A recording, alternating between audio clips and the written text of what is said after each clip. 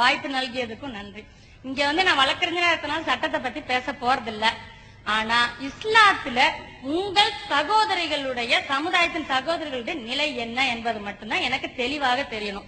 இது என்னுடைய கருத்து மட்டும் இல்ல, உங்கள் சமுதாய சகோதரிகளுடைய சில ஆதங்கங்களை நான் இங்கு வெளிப்படுத்த போகிறேன். இஸ்லாத்திலே இன்றைய பெண்களின் சூழ்நிலை என்ன என்பது பற்றி ஒரு புக் வெளிவந்திருக்கு. அதுல என்ன சொல்லப்பட்டிருக்குன்னா, அந்நிய ஆண்களை யார் யார் முன்னால தன்னுடைய அவயங்களை காட்ட வேண்டும் என்று ஒரு விளக்கமே பட்டியலே போட்டிருக்கிறார்கள். அது உங்க குரான்ல தான் இருக்குதான். அத சொல்லி இவங்க முன்னாடிதான் நீங்க வரணும் அப்படின்னு சொல்லி இருக்கு. இது இன்றைய சூழ்நிலையில சாத்தியமா? இது என்னுடைய ஒரு சின்ன சந்தேகம். அடுத்தது இன்னொன்னு சொல்லவே கொஞ்சம் சந்தேகமா கூச்சமா கூட இருக்க, இருந்தாலும் சொல்றேன். பெண்கள் இரவில படுக்கைக்கு அழைக்கப்படுகிற ஆணை மறுக்கும் போது அது ஹராம் சொல்றீங்க, அதுவும் சொல்லப்பட்டிருக்கு. இது இந்த இன்றைய சூழ்நிலையில இன்றைக்கு வேலை போகிற பெண்கள் உங்களுடைய சமுதாயத்துல பெருகி வருகிறார்கள், படிப்பறிவு மிக்கவர்களும் பெருகி வருகிறார்கள், நல்ல நல்ல நிலையில இருக்காங்க. இன்னைக்கு சூழ்நிலையில இந்த வரி, இந்த உங்களுடைய குரான்ல கூறப்பட்டிருக்கிற இந்த வரிகள் சாத்தியமா? இது என்னுடைய நீண்ட கால சந்தேகம். விளக்கம் அளிக்கும். சகோதரி தமிழ்ச்செல்வி வழக்கறிஞர் அவர்கள் ரொம்ப அற்புதமான கேள்வியை கேட்டிருக்கிறாங்க. நல்ல கேள்வி இது. அதாவது என்ன அவங்களுடைய கேள்வியுடைய சாராம்சம்னா, பெண்களை இன்னன்னாருக்கு முன்னாடி தான் வரணும், இன்னன்னாரு முன்னாடி வரக்கூடாது என்று உங்க குரான்ல கட்டளையிட்டு இருக்குது. இது இன்னைக்கு வாழ்ற உலகத்துக்கு சாத்தியப்படுமா அப்படிங்கிறது உங்களுடைய கேள்வி. ஆனா அந்த கேள்விக்கு விட சொல்றதுக்கு முன்னாடி இஸ்லாம் என்ன சொல்லுதுங்கிறத தெரிஞ்சுக்கணும். என்ன சொல்லுதுன்னு தெரிஞ்சா தானே அது அதுல கேள்வி வரலாம். இஸ்லாம் ஆண்களுக்கு முன்னாடி வருவதற்கு இந்த கண்டிஷனை போடல. இந்த கண்டிஷன் ஆண்களுக்கு முன்னாடி வருவதற்கு போடல. அதனாலதான் வந்திருக்கிறாங்க இவ்வளவு பேர். வழங்குதா? எல்லாம் வேற வேற ஆட்களா இருக்கிறீங்க, வந்திருக்கிறாங்க. வருவதற்கு அல்ல இந்த கண்டிஷன். அதாவது ஒரு பெண்கள் தங்களுடைய அவயவங்கள்ல ஆண்களை விட கூடுதலாக மறைக்கணும். என்ன கூடுதலா மறைக்கணும்? மனிதன் இயங்குவதற்கு முகம் வெளியே தெரிஞ்சாகணும், அப்பதான் இயங்க முடியும். கை தெரியணும், அப்பதான் வெளியில செயல்பட முடியும். இதை தவிர மற்ற பகுதிகளை பெண்கள் மறைத்துக் கொள்ளுங்கள். இப்படி மறைக்காமல் நீங்கள் இருப்பீங்க வீட்டில் இருக்கும்போது. அப்படிப்பட்ட நேரில் குறைந்த ஆடைகளோடு இருக்கும் பொழுது இன்னென்ன உறவினர்களுக்கு மத்தியில மாத்திரம் அப்படி இருந்து கொள்ளுங்கள். வருவதற்கு அங்க சொல்லப்படல. உதாரணமா ஒரு உள்ள அந்தரங்க டிரெஸ் போட்டிருப்பாங்க. அந்த டிரெஸ் போட்டுக்கிட்டு தகப்பனுக்கு முன்னாடி நின்றால் ஒரு தப்பு இல்லை. அந்த டிரெஸ் போட்டுக்கிட்டு மகனுக்கு முன்னாடி நின்றால் தப்பு இல்லை. கூட பிறந்த அண்ணனுக்கு தம்பிக்கு முன்னாடி நின்றால் தப்பு இல்லை. கட்டின புருஷனுக்கு முன்னாடி நின்றால் தப்பு இல்லை. சில டிரெஸ் போட்டுக்கிட்டு அந்நிய ஆணுக்கு முன்னாடி இருந்தா தப்புன்னு ஒவ்வொருத்தருடைய மனசாட்சி சொல்லுது இல்லையா? எல்லா நேரத்திலையும் நம்ம அண்ணன் தம்பிட்ட இருக்கிற மாதிரி எல்லா இடத்துலயும் இருந்துட முடியாது தானே. அந்த மாதிரியான தோற்றத்துக்கு மட்டும்தான் அந்த கட்டளை. எப்படி வருதுன்னா, தங்கள் அழகை வெளிப்படுத்தக்கூடாது. அந்த வாசகத்தினுடைய குரான்ல தான் இருக்குது. அதுல எப்படி வருது? டெக்ஸ்ட் அரபி மூலத்தை கூட நான் வாசிக்கலாம். வலா யுபுதீன ஜீனத்தஹுன்ன, அவர்கள் தங்கள் அழகை வெளிப்படுத்தி காட்ட வேண்டாம். அழகை வெளிப்படுத்தி காட்டுறதுக்கு பாருங்க, அது வேற வேற ஆட்களுக்கு வெளிப்படுத்தும் பொழுது வேற பார்வையில பார்ப்பாங்க. இதுதான் முகம் தெரியக்கூடிய வகையில, கை தெரியக்கூடிய வகையில அவர்கள் இந்த உலகத்தில் இயங்கலாம், போகலாம், வரலாம். எல்லாத்துக்கும் மார்க்கும் அனுமதிக்கிறது. எந்த அளவுக்கு அனுமதிக்கிறது? நபிகள் நாயகம் அவங்களுடைய காலத்தில் நடந்த ஒரு சம்பவம். எல்லாத்துக்கும் அத்தாரிட்டி நபிகள் நாயகம் தான். நான் என்ன சொல்றேன்னு அது இஸ்லாம் ஆகாது. எங்க சமுதாயத்தில் யாராவது சொன்னா அது இஸ்லாம் ஆகாது. குர்ஆனில் இருந்தால் அதுதான் இஸ்லாம். நபிகள் நாயகம் சொன்னால் அதுதான் இஸ்லாம். இப்ப நபிகள் நாயகம் என்ன சொல்றாங்கன்னு கேட்டா, ஒரு பெருநாள்ல பள்ளிவாசல்ல திடல்ல வீர விளையாட்டுகள்லாம் நடக்கும். பள்ளிவாசல் ஒரு வழிபாட்டு தலம் மட்டும் இல்ல, அன்னைக்கு தலைமைச் செயலகம் அதுவா தான் இருந்துச்சு. அன்றைக்கு வீர விளையாட்டுகள்லாம் அம்பு எய்து வில்ல இது இந்த மாதிரி விளையாடிக்கிட்டு இருப்பாங்க. அப்ப தன்னுடைய மனைவியை கூப்பிட்டு வீர விளையாட்டை பார்க்க சொல்றாங்க, பாருன்னு சொல்லி. ஆடவர்கள் தான் விளையாடுறாங்க, மனைவியை பார்க்க சொல்றாங்க ஆயிஷாவை. அப்ப பார்த்து போதுமான்னு கேட்கிற வரைக்கும் அவர்களும் என்னோட நின்று கொண்டே இருந்தார்கள். அப்புறமேலே போதும் நான் சொன்ன உடனே என்னோடு வந்து விட்டார்கள் என்று ஆதாரப்பூர்வமான ஒரு செய்தியை நாங்கள் பார்க்கிறோம். இருக்கு ஆதாரப்பூர்வமான செய்தி. அப்ப இதுல என்ன விளங்குறோம்? ஆடைகளை மறைக்கிற விஷயத்தை பொறுத்த வரைக்கும் ஆண்கள் மறைக்கும் அதே அளவுக்கு பெண்கள் மறைக்க கூடாது. இது இந்த நூற்றாண்டுக்கு பொருந்துமான்னு கேட்டா கண்டிப்பா பொருந்துது. நாம உணரல. கண்டிப்பா பொருந்தது. 20ஆம் நூற்றாண்டுக்கும் பொருந்துறது என்ன? பெண்களை ஆண்கள், நீங்க நம்மள ஆண்கள் தான் நிறைய இருக்கிறோம், அதுக்காக வேண்டி நீங்க வருத்தப்பட்டு கூடாது. நான் சொல்லக்கூடியவன் ஒரு ஆண் தானே, வருத்தப்பட்டு கூடாது. ஆண்களுடைய மனநிலையும் பெண்களுடைய மனநிலை ஒரே மாதிரியானது இல்ல. ஆண்களை பெண்கள் ஒரு கவர்ச்சி பொருளாக பார்க்கவே மாட்டாங்க. பெண்களை ஆண்கள் பெரும்பாலும் கவர்ச்சி பொருளா தான் பார்க்கறாங்க. அழகான மனைவியோட போய் கொண்டிருந்தாலும் ஒருத்தி கடந்து போனா அப்படி திரும்பி பார்க்காதவர்கள் ரொம்ப ரொம்ப ரொம்ப அரிதா இருப்பாங்க. அழகான புருஷனோட, அசிங்கமான புருஷனோட ஒரு பெண்ணு போனா கூட அவ இவனை எவ்வளவு பேரழகான தான் திரும்பி பார்க்க மாட்டான். அதுவும் ரேரா ஒன்று ரெண்டு இருக்கும் விதிவிலக்கு. அப்ப அதுல அந்த அளவுக்கு அங்கிட்டு விதிவிலக்கு இருக்குது, இந்த பக்கம் இதுல விதிவிலக்கு இருக்குது. பார்க்காம போறது ரொம்ப கம்மி. இதை நம்ம பார்க்கிறோம். இன்னும் சொல்ல போனா ஆண்களால் பெண்கள் ஈர்க்கப்படுகிறார்கள் என்பதற்கு நடைமுறையில கண்ணுக்கு முன்னாடி நிறைய உதாரணங்களை சொல்லலாம். இன்றைக்கு சினிமாக்கள் எடுக்கலாம். சினிமாக்கள் எடுக்கும்போது ஒரு ஆம்பளைய ஜட்டியோட டான்ஸ் ஆட விட்டு பொம்பளை எல்லாம் வாங்கன்னு கூப்பிடுவானா? கூப்பிட்டா பொம்பளைங்க போவாங்களா? போக மாட்டாங்க. ஒரு பொம்பளைய ஜட்டியோட ஆட விட்டு படம் உடனே பிச்சுக்கிட்டு போகுது. 40 ரூபா 50 ரூபா டிக்கெட் போதா இல்லையா? அப்ப என்ன இதுக்கு எதை காட்டுது? நான் சொல்றது ஒரு வரட்டு தத்துவம் சொல்லல, பிராக்டிக்கலாக நாம் எப்படி இருக்கிறோம் என்பதற்கு இதெல்லாம் உரைகள். எதை உரசி பார்க்கணும்னா வெறும் வார்த்தை தாளங்கள்ல உரசி பார்க்க கூடாது, என்ன உலகத்தில் நடந்து கொண்டிருக்கிறது என்று உரசி பார்க்கணும். அதே மாதிரி ஏ படம் விட்டு போட்டு காட்டலாம், வயது வந்தவர்களுக்கு மட்டும். இந்த மாதிரி படங்களுக்கு எந்த பொம்பளையாவது போறாங்களா? அப்படி எடுத்தாலும் போவாங்களா? இவன் தான் போறான், அலம் போதுறான். எப்ப யாரெல்லாம் போறா? நாளைக்கு சாவ போறவன் வரைக்கும், அந்த வயசுல உள்ளவன் வரைக்கும் கியூல நிக்கிறான். 12 வயசுல இருந்து ஆரம்பிச்சு 95 வயசு வரைக்கும் அடல்ட்ஸ் ஒன்லினா மோதிக்கிட்டு நிக்குது. அப்ப இந்த பெண்கள்கிட்ட ஆண்களை விட இருக்கக்கூடிய விஷயங்கள் இருக்குது என்பதுதான் யதார்த்தம். அதை நீங்க மறுக்க கூடாது. இன்னும் சொல்ல போனா இன்றைக்கு நம்ம செய்திகள் படிச்சுக்கிட்டு பார்க்கிறோம். ஆசிரியர்கள் இருப்பீங்க, பலர் இருப்பீங்க. நான் எல்லாரும் சொல்ல எடுத்துக்கிற கூடாது, அப்படி நடக்குது. அதாவது ஒரு எழுத்தறிவித்தவன் இறைவன் நான் சொல்றோம். அப்படி அந்தஸ்தில் இருக்கக்கூடிய ஆசிரியர்கள் சில பேரு மாணவியாக படிக்க வரக்கூடியவளை மாணவியா பார்க்க மாட்டேங்கிறாங்க. என்ன நடக்குது? அவளை ஒரு பெண்ணா ஒரு நேரம் பார்த்துறாங்க.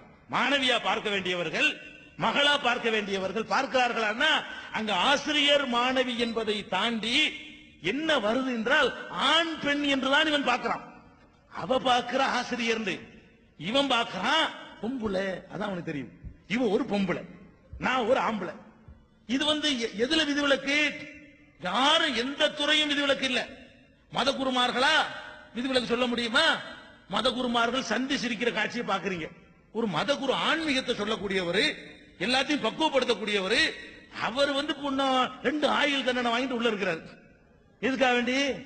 பிரேமானந்தா 2 ஆயுள் தண்டனை. என்ன பிரச்சனை? என்ன ஊழல் பண்ணிட்டாரா, திருட்டிட்டாரா, என்னத்துக்காக வேண்டி? இந்த விஷயம் தான், மேட்ரு தான். அப்ப ஆன்மீகத்தில் இவர் நம்மளை முக்தி அடைய செய்வார்னு போனா இவரும் பொம்பளையா தான் பாக்குறாரு. ஆன்மீகத்தை சொல்றவரும் பொம்பளையா தான் பாக்குறாங்க. ஆசிரியர்கள் அப்படித்தான் பாக்குறாங்க, படித்தவர்கள் அப்படித்தான் பாக்குறான், பட்டி கேட்டா அப்படித்தான் பாக்குறான், நான் அப்படித்தான் பாக்குறேன், நீங்க அப்படித்தான் பாக்குறீங்க. இதான் இதுல உள்ளது. இதுல என்ன விதிவிலக்கு? 1-2 இருக்கலாம், விதிவிலக்கு 1-2 தேரும், அவ்வளவுதான். பெரும்பாலும் இந்த மாதிரி நிலை இருக்கக்கூடிய நேரத்தில் நம்ம ஆண் போடக்கூடிய அதே டிரெஸ் பெண்ணும் போடணும்னு சொன்னா ஒத்துக்கிற முடியாது. நீங்க ஒத்துக்கிறீங்க? நான் கேட்கிறேன். உங்க வீடுகள்ல சட்டையும் கலட்டிட்டு பனியனையும் கலட்டிட்டு நீங்க எல்லாம் வீட்டுல உட்காந்துருப்பீங்களா? அம்புட்டு ஆம்பளைகளும் அதே மாதிரி நம்ம வீட்டுல பொம்பளைங்க அந்த பெண்கள் யாராவது ஒத்துக்குவாங்களா? நானும் சட்டையும் கலட்டிட்டு மேல மட்டும் கலட்டிட்டு கீழே பாவாடையோட உட்காந்துருக்கேன், ஒத்துக்குருவோமா? நம்ம மனசு சொல்லுது ஆம்பளை அளவுக்கு பொம்பளை மறைக்க கூடாது, கொஞ்சம் கூட மறைக்கணும். எல்லாரும் கூட மறைக்கணும்னு ஒத்துக்கிறோம். அந்த கூட எவ்வளவுங்கிறதுல சின்ன வித்தியாசம், அவ்வளவுதான். எல்லாருமே ஆண்கள் மறைக்கிற அதே அளவுக்கு பெண்கள் மறைக்க கூடாது, கொஞ்சம் கூடுதலா மறைக்கணும் அப்படின்னு எல்லா மனசும் ஒத்துக்கிறது. எல்லாருடைய மூளைக்கும் சரின்னு படுது. அந்த கூடுதல் எவ்வளவு? அதுல கருத்து வேறுபாடு, அவ்வளவுதான். இப்ப நான் கேட்கிறேன், வாழ்க்கையில முன்னேறுவதற்கு சில அங்கங்கள் தெரிவது அவசியமா? இப்ப நான் இருக்கிறேன், எனக்கு ஏதாவது தொப்புள் தெரியுதா? என்னமா தெரியுதா? முகமும் கையும் தான் தெரியுது. என்ன நான் குறைஞ்சிட்டேன்? ஒன்னும் குறையல. நம்ம இந்தியாவுடைய பிரதமர் இருக்கிறாரு, அவரு சட்டையை முடிச்சு பாவம் போட்டு அப்புறம் கோட்டும் போட்டுக்கிட்டு மறைச்சுக்கிட்டு போறாரு. பிரதமர் ஆக முடியலையா? அவருடைய இடையில ஒரு பிரதேசம் தெரிஞ்சுதான் பிரதமரா போனாரா? பிரதமர் ஆகுறதுக்கு கூட இடையில எதுவும் தெரிய வேண்டிய தடை இல்லை. முழு ஆடை, ஒரு பெண் எந்த ஆடை அணியணும்னு சொல்றோமோ அதைத்தான் பிரதமரும் போட்டிருக்கிறார், அதைத்தான் முதலமைச்சரும் போட்டிருக்கிறார், அதைத்தான் பெரிய பெரிய இங்க வந்திருக்கிற 50 பேர் போட்டிருக்கிறோம். ஆண்கள் கூட இடைவெளியில எதுவும் நம்ம செய்யல. இது ஏன் இப்படி காட்டுறீங்க? இது வேணாங்க இஸ்லாம். இஸ்லாம் என்ன சொல்றதுன்னா, எதுக்கு தேவையில்லாம இப்படி இடையில ஒரு பகுதி இது காட்டணும்? இது வந்து காட்டுனாலே இவன் பார்வை எங்க போய் தெரியுதா இல்லையா? மூஞ்ச பார்க்க மாட்டாங்க, கண்ணு எங்கேயோ போகும் இவனுக்கு. இருக்கா இல்லையா? பஸ்ல பாக்குறீங்க, மருத்துவமனையில பாக்குறீங்க, பள்ளிக்கூடத்துல பாக்குறீங்க, ரோட்ல பாக்குறீங்க, கடத்தரோட பாக்குறீங்க. ஏன் இன்னைக்கு பாக்குறோமே பெண் போலீசார நிப்பாட்டி மப்தியில இடிக்கிறவங்களை பிடிக்கிறது பஸ்ல. அப்ப இவன் எப்படி போறான்னு விளங்குதா இல்லையா? இடிக்கிற பொம்பளையை பிடிக்கிறது யாரையும் நிப்பாட்ட காணா, இடிக்கிற ஆம்பளையை பிடிக்கிறதுக்கு இடி ராஜாக்களை பிடிக்கிறதுன்னு போடுறான் பேப்பர்ல. என்ன இவனுக்கு என்ன வேலை பஸ்ல? இப்படிதான் பாக்குறான்.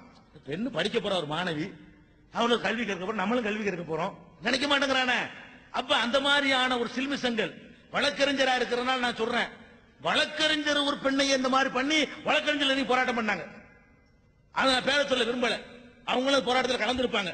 ஒரு வழக்கறிஞரா இருக்கக்கூடிய ஒரு சகோதரிய, ஒரு மூத்த சீனியர் வழக்கறிஞரா இருக்கக்கூடிய ஒருத்தர் வந்து வேற மாதிரி ஒரு சில்மிசம் பண்ணி அதுக்கு வழக்கறிஞர்கள் இறங்கி போராடினதை பாக்குறோம்.